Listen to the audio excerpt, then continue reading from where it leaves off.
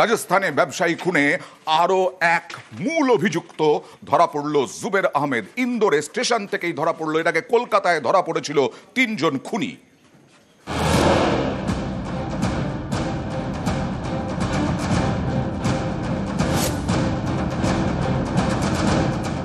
বৃহস্পতিবার রাতে ফিল্মি কায়দায় ধাওয়া করে খুনি ধরে কলকাতা পুলিশ। রাজস্থানে এক ব্যবসায়ীকে খুন করে কলকাতায় গা ঢাকা দিয়েছিল এই খুনিরা। এই ঘটনায় আরো এক দুষ্কৃতী গ্রেপ্তার হলো মধ্যপ্রদেশের ইন্দোর থেকে। শনিবার ইন্দোর রেল স্টেশন থেকে গ্রেপ্তার sharp shooter Zuber Ahmed. Local police plus DD কে বলা হয়েছিল, ওরা দুজনকে প্রধান ধরে অ্যান্ড একজন একটু দূরে ছিল, ও প্রথমে পালিয়ে যায়, পরে ওকে ধরা হয়েছে। এটা খুব টাইমলি, মানে আমার কাছে ইনফরমেশন 7:30-8 এইরকম টাইমে এসছে অ্যান্ড উইদিন 1 ঘন্টার মধ্যেই ধরা পড়ে গেছে। তো সাকসেসফুল অপারেশন হয়েছে। এই ঘটনায় 3 খুনিকে বৃহস্পতিবার রাতে গ্রেপ্তার করে কলকাতা পুলিশ। রাজস্থানে খুন করে একাধিক রাজ্য ঘুরে তারা গা ঢাকা দিয়েছিল কলকাতায়। খুনের পরই রাজস্থান ছাড়ে দুষ্কৃতীরা। প্রথমে যায় উত্তরপ্রদেশ, সেখান থেকে অন্ধ্রপ্রদেশ, তারপর কেরল, তারপর কেরল থেকে আবার উত্তরপ্রদেশে, উত্তরপ্রদেশ থেকে তামিলনাড়ুর উটিতে, উটি থেকে কলকাতায়। 15 অক্টোবর কলকাতায় আসে খুনিরা। একাধিক রাজ্য ঘুরে আসার ফলে টাকা পয়সা ফুরিয়ে আসছিল তাদের কাছে। সস্তায় থাকার জায়গা খুঁজছিল রাজস্থানের এই দুষ্কৃতীরা। শিয়ালদা এলাকায় ঘোরাঘুরি করার পর বৃহস্পতিবার তারা পৌঁছয় ফুলবাগানে। ওই রাতে ফুলবাগানে হানা দেয় কলকাতা পুলিশ। 2 জনকে ফুলবাগান থেকে গ্রেপ্তার করে। একজন সল্টলেক স্টেডিয়ামের কাছে একটি আবাসনে ঢুকে পড়ে। ফিল্মি কায়দায় এই দুষ্কৃতীকে ধাওয়া করে পুলিশ। পুলিশের তাড়া খেয়ে দুষ্কৃতী দরজা ভেঙে ছাদে উঠে যায়। সেখান থেকে লাফ দিয়ে অন্য ছাদে, ছাদ থেকে লাফিয়ে কার্নিশে, সেখান থেকে লাফিয়ে পালানোর চেষ্টা। যদিও তাতে শেষ রক্ষা হয়নি, খুনিকে ধরে ফেলে পুলিশ। নিউজ 18 বাংলা। দমদমে ছাতাকলে মহিলা খুনে ধৃত স্বামী। গতকাল স্ত্রীকে খুন করে এই স্বামী এবং তা দেখে ফেলে তাদের ছোট্ট ছেলে, 10 বছরের ছেলেই ফোন করে আত্মীয়দের। কথা বলবো প্রতিনিধি সুদীপ্তর সঙ্গে। সুদীপ্ত, কোথা থেকে কিভাবে গ্রেফতার স্বামী? দেখো অয়নদা, গতকালই যে খবর উঠে আসে যে দমদমের ছাতাকলে গৃহশ্রী বলে যে লজ রয়েছে তার ঠিক পাশের যে বাড়ি, তার একতলাতেই গৃহবধূ খুনের ঘটনা এবং ছেলের সামনেই তার বউকে খুন করে পলাতক হয় স্বামী অমিত বসু এবং নিহতর নাম বিউটি বসু। এবং যেটা দেখা যায় যে নাগেরবাজার থানার পুলিশ তার তদন্ত শুরু করেছিল এবং মূলত যেখানে ঘটনা হয় অর্থাৎ টিও থেকে কিছু দূরেই যে ফাঁড়ি অর্থাৎ ঘুঘুডাঙ্গা ফাঁড়ি, সেখানকার পুলিশ কিন্তু এই তদন্ত শুরু করেছিল এবং যে সিসিটিভি রয়েছে এলাকায় সেই সিসিটিভি দেখার চেষ্টা চলছিল এবং সেখান থেকেই মূলত খোঁজ পাওয়া যায় এবং যেটা জানা যাচ্ছে যে অমিত বসু তাকে কিন্তু আজকেই গ্রেফতার করেছে ঘুঘুডাঙ্গা ফাঁড়ির পুলিশ এবং এই খবরই কিন্তু উঠে আসে। বেশ, দেখিয়েছিলাম ভুয়ো পাসপোর্ট চক্রের অন্যতম ইন্দুভূষণ গ্রেফতার। সেই ইন্দুভূষণের চাঞ্চল্যকর তথ্য। এই ইন্দুভূষণ ভুয়ো পাসপোর্ট তৈরিতে কোটি কোটি টাকার লেনদেন। এই ইন্দুভূষণের ভুয়ো পাসপোর্ট মামলায় ধৃত ইন্দুভূষণের হাত ধরেই 2.5 কোটির লেনদেন। কিভাবে? কথা বলবো প্রতিনিধি অমিতের সঙ্গে। অমিত, এখনো পর্যন্ত তদন্তকারী আধিকারিকদের হাতে যে তথ্য উঠে এসছে, ইন্দুভূষণের হাত ধরেই প্রায় 2.5 কোটি টাকার লেনদেন হয়েছে। কারণ এই ইন্দুভূষণকে গ্রেপ্তার যখন করা হয় তখন এটির সামনে আসে ইন্দুভূষণ প্রায় 350 বাংলাদেশি নাগরিকের হয়ে পাসপোর্টের আবেদন করেছিলেন এবং এই পাসপোর্ট আবেদন করার ক্ষেত্রে কারো থেকে 1 লাখ টাকা, কারো থেকে 1.5 লক্ষ টাকা করে তিনি নিতেন। সেক্ষেত্রে এখনো পর্যন্ত প্রায় 2.5 কোটি টাকার লেনদেনের তথ্য উঠে আসছে। এছাড়া চাকদাতে যেহেতু তার বাড়ি, চাকদার একটি সাইবার ক্যাফের সন্ধান পাওয়া যাচ্ছে, যে ক্যাফেতে বসে প্রায় 350 পাসপোর্টের আবেদন করেছে ইন্দুভূষণ এবং ক্যাফের যিনি মালিক রয়েছেন তাকে অ্যাকাউন্টের মাধ্যমে ক্যাফের মালিকের অ্যাকাউন্টে পাঠিয়েছিলেন 1,15,000 টাকা এবং বেশ কিছু টাকা নগদও দিয়েছিলেন। সব মিলিয়ে এই মামলায় আজাদ মল্লিকের সঙ্গে ইন্দুভূষণের সরাসরি সূত্র এখন আস্তে আস্তে তদন্তকারীদের সামনে আসছে, এমনটা কিন্তু ইডি সূত্রে দাবি করা হচ্ছে। বেশ,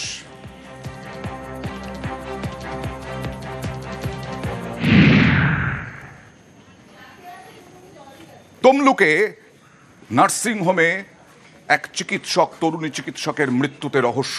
যখন বাড়ি থেকে বেরোন তখন হাতে চ্যানেল ছিল না, কিন্তু চ্যানেল হলো কি করে স্যালাইনের, তা নিয়ে এখন রহস্য। পূর্ব মেদিনীপুরের কাঁথি মহকুমা হাসপাতাল, এখানকার চিকিৎসক শালিনী দাস অ্যানাস্থেসিস্ট, থাকতেন তমলুকের ভাড়া বাড়িতে। তার মৃত্যু ঘিরে রহস্য। কাঁথি মহকুমা হাসপাতালের পাশাপাশি তমলুক এবং মহিষাদলের দুটি নার্সিংহোমেও কাজ করতেন শালিনী। পরিবারের দাবি, শুক্রবার সুস্থ অবস্থায় বাড়ি থেকে বেরিয়েছিলেন। মহিষাদল এবং তমলুকের নার্সিংহোমে ডিউটিতে যান। সেখান থেকে যখন বাড়ি ফেরেন তখন তার হাতে চ্যানেল করা। বাড়ি ফিরেই অসুস্থ হয়ে পড়েন চিকিৎসক, মাটিতে পড়ে যান। চিকিৎসক শালিনী দাসকে নিয়ে যাওয়া হয় তমলুকের নার্সিংহোমে। সেখান থেকে তাম্রলিপ্ত মেডিকেল, কিন্তু বাঁচানো যায়নি। কাকে বলেছে নাকি চ্যালেঞ্জ করে দিয়েছে, তারাই করে দিয়েছে, কিছু নাই। সকালবেলায় তো সুস্থ হয়ে গেছে, প্রায় 11:30 পৌনে 12টা ডাক্তারবাবু দেখে সঙ্গে সঙ্গে মেডিকেল কলেজে রেফার করেন। ওখানে যখন আনা হয় তখন কেমন শারীরিক কন্ডিশন ছিল? ভালো ছিল না, ক্রিটিক্যাল অবস্থা ছিল। মানে তখন কি ব্লিডিং হয়ে যাচ্ছে? হ্যাঁ, ওই হাতে একটা জেলকো চ্যানেল করা ছিল, ওখান থেকে অনবরত ব্লিডিং হচ্ছে। পরিবারের প্রশ্ন, শালিনী সুস্থ অবস্থায় বাড়ি থেকে বেরিয়েছিলেন, তাহলে তার ডান হাতে চ্যানেল কেন? কে চ্যানেল করলো? শালিনীর কি হয়েছিল? এত শর্ট টাইমে এক্সপায়ার করার মতো আমরা করতে পারছি না, বিশ্বাস করতে পারছি না। কোথাও যেন একটা সন্দেহ হচ্ছে যে ট্রিটমেন্টের কোথাও বোধহয় কিছু একটা হয়েছে, গণ্ডগোল হয়েছে। পোস্টমর্টম রিপোর্ট ছাড়া আগে তো ক্লিয়ারলি কিছু বলতে পারছি না। শুক্রবার সকালে প্রথমে মহিষাদলের নার্সিংহোমে গিয়েছিলেন অ্যানাস্থেসিস্ট শালিনী দাস, সেখান থেকে তমলুকের নার্সিংহোম। উনি এসেছিলেন 7:30 বা একটু পরে, আর 8:10 নাগাদ বেরিয়ে গেছেন। অ্যানাস্থেসিয়া দিতে এসেছিলেন একটা অপারেশন। সব থেকে খারাপ লেগেছে যে আমার এখানে উনি সকালে সুস্থ অবস্থায় ওটি করে গেলেন, তারপর কি হলো। তমলুকের নার্সিংহোমের চিকিৎসকের দাবি, ওটিতে থাকার সময় অসুস্থ বোধ করছিলেন অ্যানাস্থেসিস্ট। শালিনী দাস কালকে 9:15 নাগাদ অ্যানাস্থেসিয়া দেয় পেশেন্টের। হ্যাঁ, প্রায় 1.5 ঘন্টার মতো ওটি চলছিল। তার মাঝখানে মায়ের থেকে বিভিন্ন রকমের ভাবে ফোন আসতে থাকে, 10-15 মিনিট অন্তর করে ফোন আসতে থাকে। তারপরে ওই মাসিকে বলে কি কেয়ারটেকার, মাকে যেতে দেবে না, তুমি যদি যেতে দাও তাহলে তোমার মাইনে আটকে দেবে। আমি তো ওটি করছিলাম। তারপরে ও আমাকে বলে যে স্যার আমার একটু গ্যাস হচ্ছে, গ্যাসের ট্যাবলেট খেয়েছি কিন্তু এখনো হচ্ছে। আমি বলে তাহলে একটা প্যান্টোপ্রাজল নিয়ে নে। প্যান্টোপ্রাজল অনডেম হচ্ছে চ্যানেল করে ওখানে নিয়েছে, ব্যাস এইটুকু। এরপরে তারপরে আমি চলে এসেছি, ওটি শেষ, আমি যাইনি। যদিও কি কারণে মৃত্যু হলো চিকিৎসকের, তা নিয়ে তৈরি হয়েছে রহস্য। এখন অবধি যা ইনফরমেশন আছে আমাদের কাছে, উনি এখানে ভাড়া বাড়িতে থাকতেন আর অসুস্থ ছিলেন। ওনার হাতে চ্যানেলও লাগানো ছিল যখন ওনাকে শিফট করা হয়েছে হসপিটালে। অ্যানেস্থেসিয়া ডক্টর ছিলেন। ওটা আমরা দেখছি যে কি ইস্যু ছিল, ঘটনা তদন্ত চলছে। পূর্ব মেদিনীপুর থেকে ক্যামেরায় সর্বানন্দ মিশ্র এবং সন্দীপ গুড়িয়ার সঙ্গে সুজিত ভৌমিক, নিউজ 18 বাংলা। মেমারিতে স্বামীর ছক, স্ত্রীকে সরাতে স্ত্রী কি কাঁটা ছিলেন? মেমারিতে বাড়ি ফেরার পথে পুকুরে ডুবে যায় গাড়ি থেকে স্বামী উদ্ধার হন, কিন্তু স্ত্রী মারা যান। স্ত্রীর পরিবারের দাবি, পরকীয়ার জেরেই স্ত্রীকে সরাতে চেয়েছিলেন স্বামী, গ্রেফতার।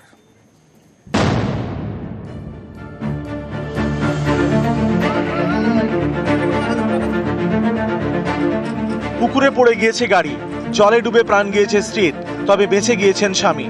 দেখলে মনে হবে দুর্ঘটনা, কিন্তু মেয়ের বাড়ির পরিজনরা মানতে নারাজ। তাদের দাবি এটা দুর্ঘটনা নয়, খুন।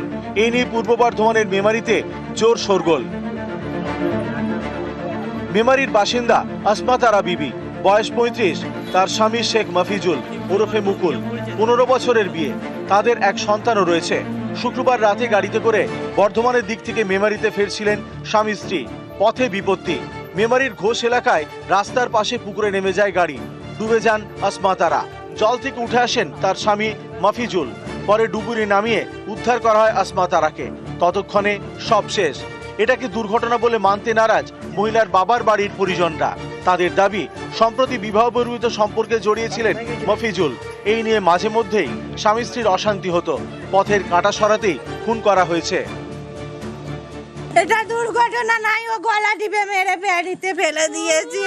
আমার বোনটাকে এত অত্যাচার করতো, মারতো একটা মেয়ের জন্যে। ওকে নিয়ে গিয়ে রাস্তায় গাড়িতে মেরে সেই গাড়িটা জলে ফেলে দিয়েছে আর ও ঝাঁপ দিয়ে দিয়েছে। দুর্ঘটনা নয়, সম্পূর্ণ নাটক, মানে একটা অ্যাক্সিডেন্টের নাটক করেছেন, যাতে আমি অ্যাক্সিডেন্ট করেছি বলে মানুষের কাছে বেঁচে যাবো। মেরে দিয়েছে একবার অ্যাটেম্প টু মার্ডার। শনিবার সকালে মেমারি থানায় অভিযোগ দায়ের করা হয়।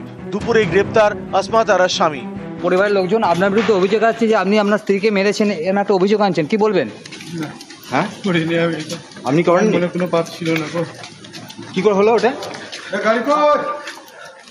মনে কোনো পাপ ছিল না। কাল কোথায় গিয়েছিলেন? ডাক্তার নিয়ে গেছিল। কোন ডাক্তারখানায় নিয়ে গেছিলেন কালকে? হ্যাঁ, বর্ধমান দেবযানী। আপনাকে পুলিশ অ্যারেস্ট করলো কেন তাহলে? পূর্ব বর্ধমান থেকে ক্যামেরায় সন্দীপ পালের সঙ্গে শরদিন্দু ঘোষ, নিউজ 18 বাংলা। বলছে পরিবার ফোন করেছে, তুমি বলছে। পশ্চিম মেদিনীপুরে এক মহিলার 7 মাস পর মৃত্যুর পর কবর থেকে দেহ তোলা হলো আদালতের রায়ে।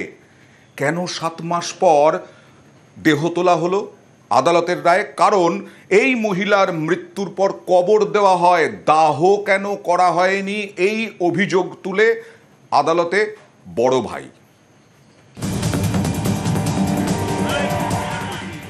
মেদিনীপুর আদালতের নির্দেশ, মৃত্যুর 7 মাস পর কবর থেকে তোলা হলো ললিতা জানার দেহ। পশ্চিম মেদিনীপুরের পিংলার সুতছড়ার বাসিন্দা ললিতা জানা থাকতেন ছোট ছেলে বাগম্বর জানার কাছে। বড় ছেলে সুরেন কাজের সূত্রে বাইরে থাকেন। মাস 7 আগে অসুস্থ হয়ে পড়েন 84 বছরের ললিতা জানা। এবছর 5ই মার্চ বাড়িতেই তাঁর মৃত্যু হয়। অভিযোগ, এরপর মায়ের দেহ সমাধিস্থ করেন ছোট ছেলে।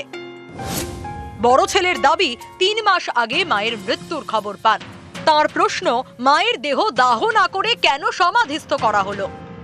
তার দাবি, মায়ের মৃত্যু স্বাভাবিক নয়। এরপরেই মেদিনীপুর আদালতের দ্বারস্থ হন সুরেন জানা। শেষমেশ আদালতের নির্দেশে শুক্রবার তোলা হয় দেহ। ময়না তদন্তের জন্য দেহ পাঠানো হয় খড়গপুরে। মানে যে মারা গেছে আমাকে কিছু জানাই, বাড়িতেই থাকতে। তারপরে যখন মারা গেল জানতে পারলাম ওর বাড়িতে লোকজন আসছে, কেবিন আসছে, তখন আমি গ্রামের লোককে সবাইকে ডাকতে গেছি। আমি চাইছি এটার সত্যতা জানতে, কিভাবে মারা গেছে একটু আমি জানতে। 2-3 মাস পরে হিলা থানার বড়বাবু আমাদেরকে ফোন করে, বলছে তোমার মাকে তোমরা নাকি মার্ডার করেছো। বলছে কি এখন কি মেয়ের কোর্টের অর্ডার, ডেড বডি তুলতে হবে। ওখানে কবর দেওয়া ছিল আমারই জমির সাইডে পোস্টমর্টমের জন্য। পিংলা থেকে দিগ্বিজয় মাহালি, নিউজ 18 বাংলা।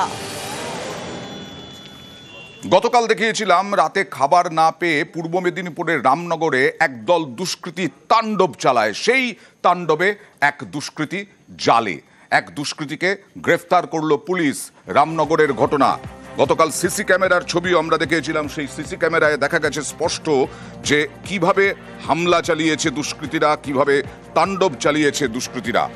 রাতে খাবার না পেয়ে ভোরে হামলা, হোটেল মালিক কর্মীদের মারধর দুষ্কৃতীদের।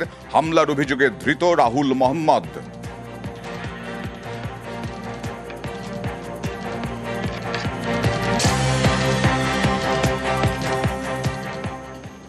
সরকারি প্রকল্পে যে সমস্ত পোস্টার থাকে আলিপুরদুয়ারে একটি পঞ্চায়েতে সেই পোস্টার উধাও।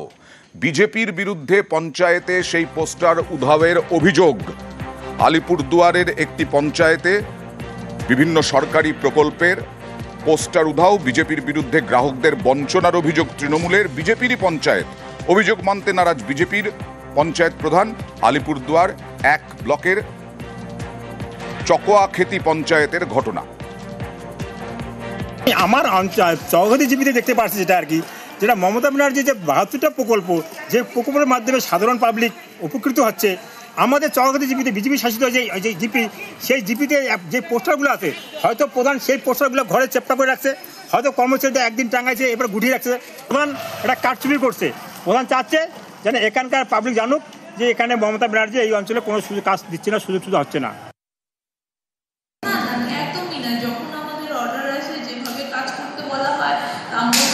আমরা সেরকমই কাজ করে যাচ্ছি।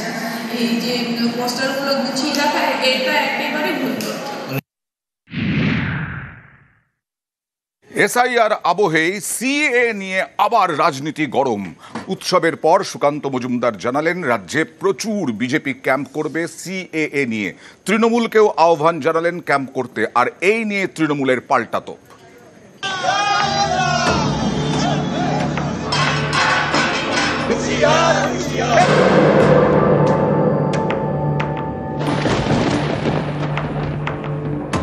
আইডিওলজিক্যালি উই আর কমিটেড যে বাংলাদেশ থেকে আসা হিন্দুদের আমরা নাগরিকত্ব দেব, সিএ এর মাধ্যমে তারা নাগরিকত্ব পাবে। এফআইআর করলে কার্যত মানে হাজারে হাজারে লাখো লাখো মানুষের নাম বাদ যাবে, তাদের মধ্যে অজস্র হিন্দু শরণার্থীর নাম বাদ যাবে। আতঙ্কিত বিজেপি এখন সিএ এর গাজর ঝুলিয়ে ওরা কোন রকমের ভোট বৈতরণী পার হতে চায়।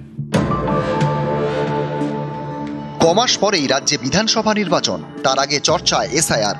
ভোটের আগে বাংলায় ভোটার তালিকার বিশেষ নিবিড় সংশোধন করতে চায় নির্বাচন কমিশন, তার প্রস্তুতিও চলছে। বিহারে সদ্য শেষ হয়েছে এসআইআর প্রক্রিয়া, ভোটার তালিকা থেকে বাদ গিয়েছে প্রায় ৬৯ লক্ষ নাম। এমন পরিস্থিতিতে বাংলায় এসআইআর ঘিরে হাওয়া গরম। তারই মধ্যে বিজেপির মুখে ফের সিএ এর কথা। কালীপুজোর পরই রাজ্য জুড়ে সিএ এর ক্যাম্প করবে পদ্ম শিবির।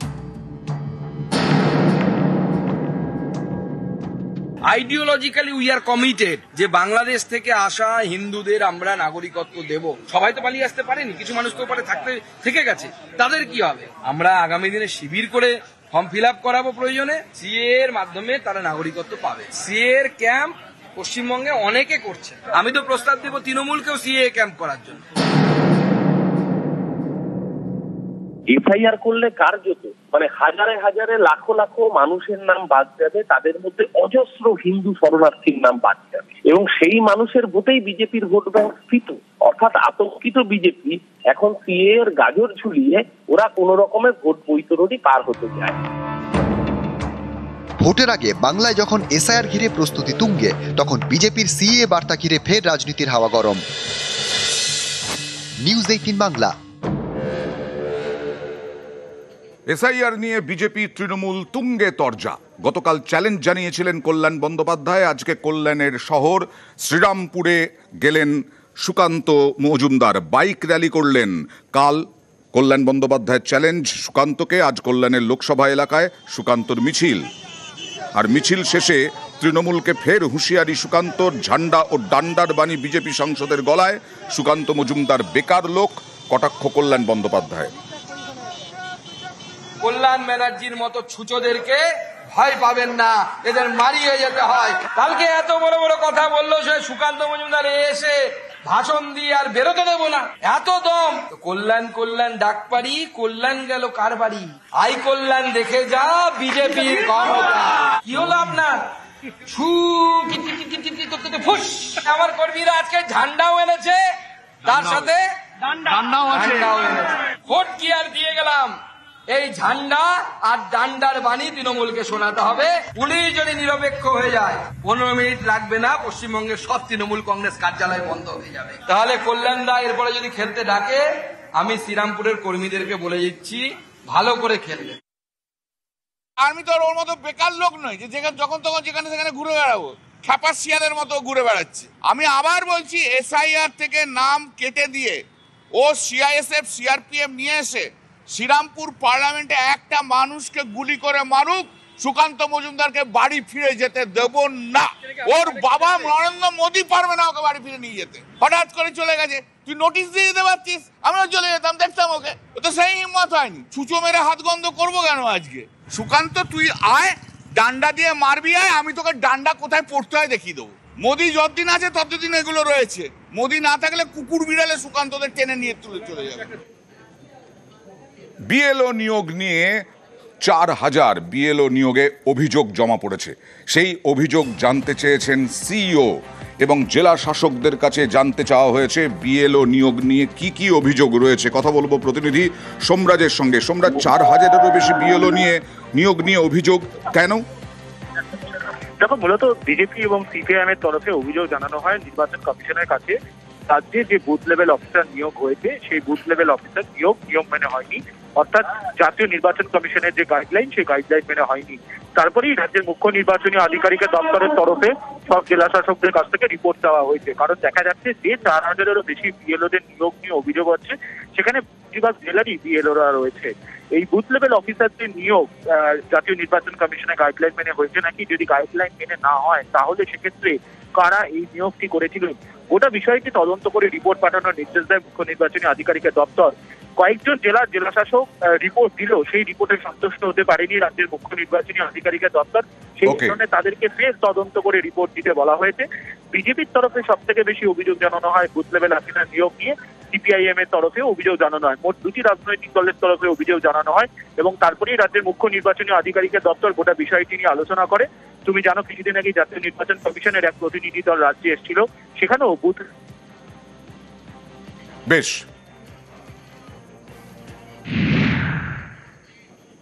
জাল বার্থ সার্টিফিকেট, ডেথ সার্টিফিকেটের কারবার, খড়িবাড়ি গ্রামীণ হাসপাতালে ডেটা এন্ট্রি অপারেটর তিনি অভিযুক্ত।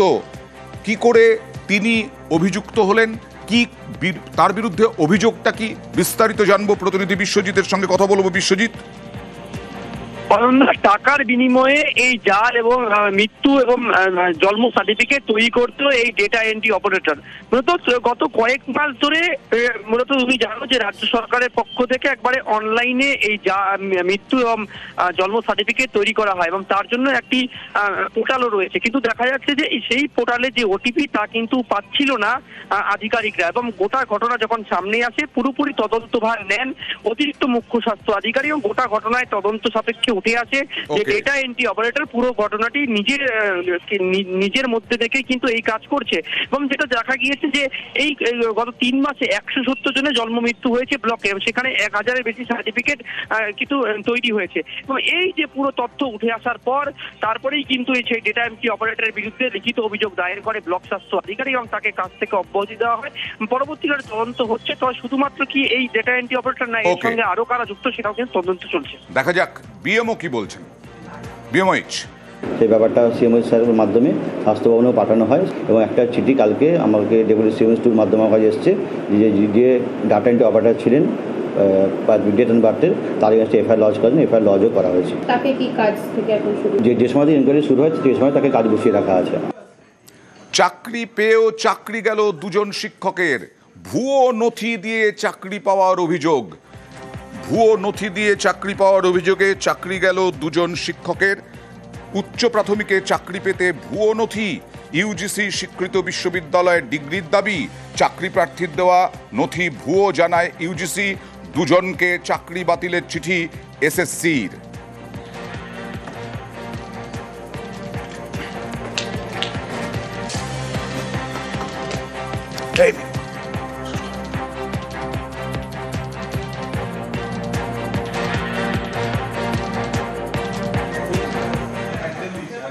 কাছেই গরুমারা, যখন তখন হাতি ঢুকে পড়ে, গন্ডার ঢুকে পড়ে, তাই বিদ্যুতের টাওয়ার বাঁচিয়ে, নিজেদেরকে বাঁচিয়ে বিদ্যুতের টাওয়ার থেকে রাত পাহারায় কৃষকরা।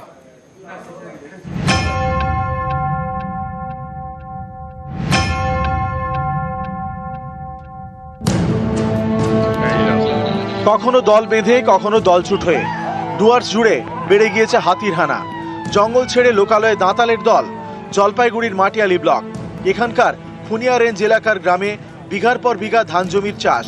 হাতির হানায় পদে পদে বিপদ, যখন তখন হাতির হানায় ফসলের ক্ষতি। ধান বাঁচাতে ময়দানে কৃষকরা। চাষের জমি লাগোয়া এলাকায় রয়েছে বিদ্যুতের টাওয়ার, সেখানে থাকার জায়গা তৈরি করা হয়েছে। পালা করে রাত জেগে ধান পাহারা দিচ্ছেন গ্রামবাসীরা। এই পদ্ধতি বিপজ্জনক, ঝুঁকিও রয়েছে। এটা টোটালটা জীবনের ঝুঁকি নিয়ে এনারা ফসল বাঁচানোর চেষ্টা করছেন, এটা কিন্তু প্রশাসনকে দেখা উচিত। বৃষ্টি হচ্ছে, তারপর বজ্র বিদ্যুৎ সহ বৃষ্টি হচ্ছে, কোনো কোনো সময় বৃষ্টি দেখতে হবে। এটা খুব সম্ভবত মনে হয় চারশো রেঞ্জের পাঞ্জুরা এজেন্সির মধ্যে পড়ছে, মানে দেখে নিতে ব্যাপারটা। জলপাইগুড়ি থেকে রকি চৌধুরী, নিউজ 18 বাংলা।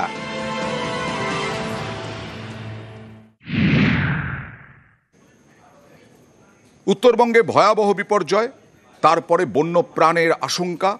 13 দিনে 10 গন্ডারকে উদ্ধার করল অপারেশন রাইনো।